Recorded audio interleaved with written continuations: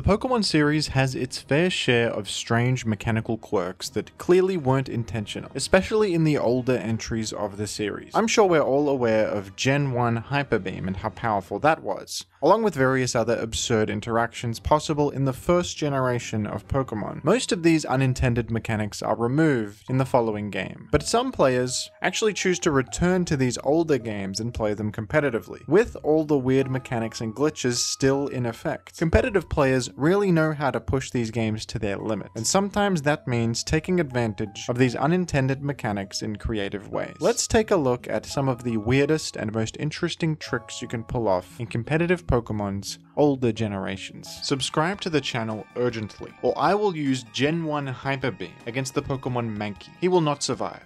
Thank you. The Gen 1 Pokemon games are frankly broken. There are so many insane mechanical quirks in these games that I can scarcely name all of them. And one of the strangest mechanics is one that prevents Pokemon from being able to heal. If a Pokemon is at precisely 255 points less than their max HP, for whatever reason, they will not be able to use any healing moves. All of their healing moves will just fail. This is some sort of programming error that causes these healing moves to just not work. In most scenarios, this does not really come up because dealing a precise amount of damage is difficult in Pokemon. Attacks have damage ranges. To deal precisely 255 damage to a Pokemon while they're at full health is a scenario that will very rarely come up, unless you use the moves Seismic Toss or Nightshade. These two moves deal a set amount of damage based on the level of your Pokemon, and most of the time that's going to be 100 damage because of course you want to be level 100, the max level in competitive games. This still is not able to deal exactly 255 damage to the enemy activating this glitch though. But what if you intentionally make your Pokemon level 85? If a Pokemon is level 85, then Seismic Toss or Nightshade will deal 85 damage. If you do that 3 times, that adds up to 255 damage. And this is a way to actually activate this glitch and deny specific Pokemon from being able to heal. This could be really good against Chansey, who relies on its Soft Boiled for healing. Could be really good against Snorlax, who can't use Rest anymore. This of course requires you to run a bad Pokemon on your team that's a lower level, but the potential upside is interesting, and some have experimented with this unique mechanic. The problem with this is that if you do see a level 85 Pokemon on the enemy team, you probably know exactly what they're going for, making it very telegraphed and easy to just play around. You would then know not to take a third Seismic Toss on the Pokemon that you need to heal with, or just switch out to something that doesn't mind losing its ability to heal, something that doesn't even have a healing move. And a level 85 Pokemon is easy to take advantage of and outright defeat because it has much lower stats than everything else. But this is still such an interesting interaction that I thought was worth shouting out here. Another interesting mechanical quirk that comes up in competitive play involves Belly Drum in Generation 2. Belly Drum is a move that maximizes your Pokemon's attack stages, setting it to +6 no matter what, at the cost of half of your Pokemon's HP. This is a very high risk, high reward move that is hard to pull off. Losing half of your health is massive, especially if you're slow. But in the Gen 2 metagame, this can be a great wall breaking tool, allowing Pokemon like Snorlax and Marowak to overwhelm enemy teams with huge damage output. In other generations, if Belly Drum is used and you don't have enough HP to subtract, the move will just fail. If you are below half of your health, at 49% or lower, Belly Drum will just have no effect at all. But in Gen 2, this isn't the case. If you are below half HP and you use Belly Drum in Gen 2, you'll gain +2 attack. This is because in Generation 2, the way Belly Drum works is that it basically just uses Swords Dance a bunch of times. That's how they coded it. And for whatever reason, when you're below half health, instead of failing completely, it will use one Swords Dance and then not use any more. It's a bug. But this bug is pretty useful. One of the drawbacks of Belly Drum is that it's not very flexible. If you are below half health, you just don't have your boosting move anymore. But sometimes this Swords Dance effect that only happens when you're below half health can be really good. At least you still have some sort of boost you can use if you've been chipped by something, or maybe you're up against a Pokemon faster than you that you know is going to attack you, leaving you below half HP. And in that instance, you can click Belly Drum, and instead of losing a bunch of your health, you just Swords Dance effectively,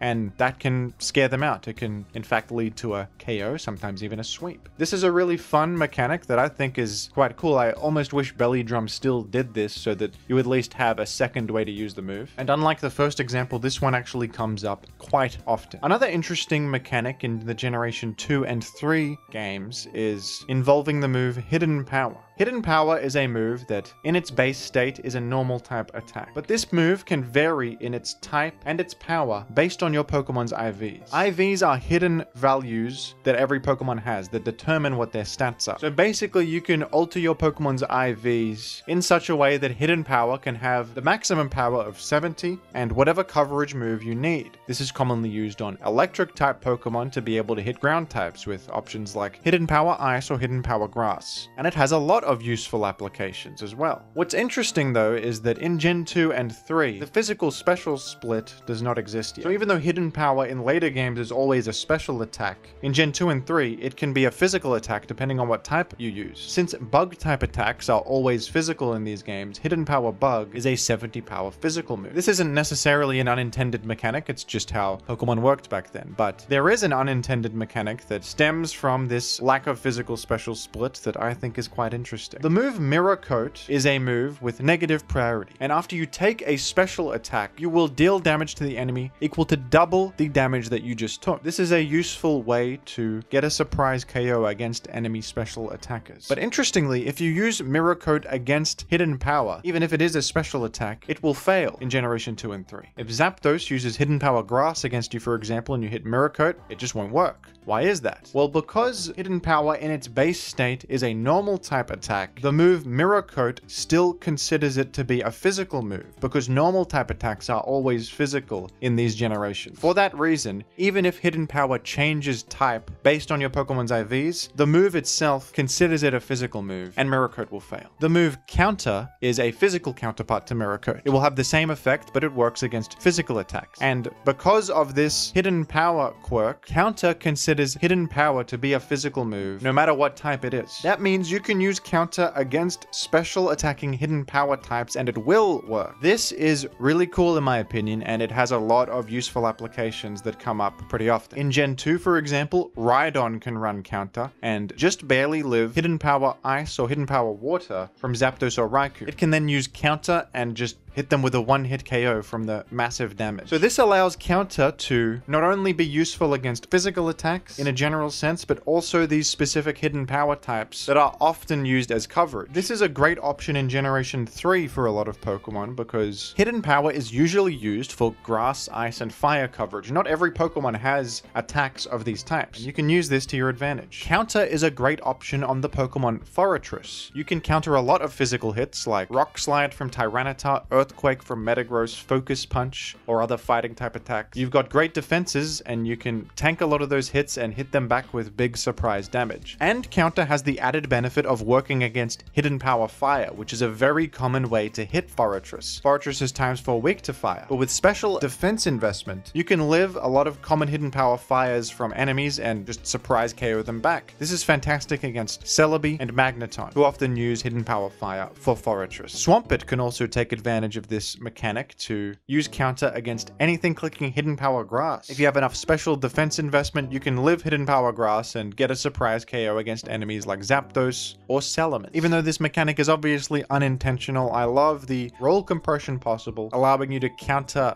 both physical and special attacks is really useful, and whenever this comes up, I think it's a lot of fun. The final mechanical quirk I'll talk about here is an absolutely infamous one that involves the Pokemon Liepard in Generation 5. Liepard has the fantastic ability Prankster, which grants priority to non-attacking moves. Being able to move first against most enemies with any support move at all is incredibly powerful, and Prankster is one of the best abilities in the game. And in certain cases, this ability can even create game-breaking situations. Liepard also learns the move Assist. This is a move that has the simple effect of using a random move known by your party members. Since this is a non-attacking move, Liepard has priority on Assist, and Assist is able to use an attacking move from your party. So you can actually use this to basically have priority on whatever attacking move you want, as long as you build your team in such a way that Assist will use that move every time. This alone isn't that crazy, but there is a crazy interaction you can pull off if you actually call the move